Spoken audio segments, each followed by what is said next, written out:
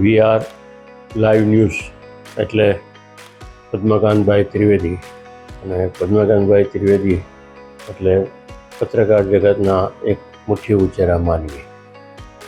નિષ્પક્ષ વાત કરે, પ્રમાણિકતા અને નિષ્ઠા એના લોહીમાં, જેમ કહીએ તો ખોટું નથી.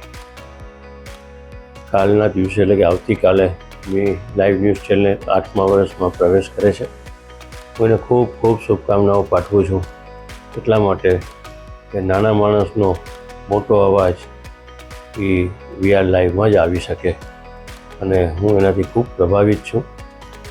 અને હું એને ખૂબ ખૂબ શુભકામનાઓ પાઠવું છું કે સાચો અવાજ, બુલંદ અવાજ, વીઆર લાઈવ.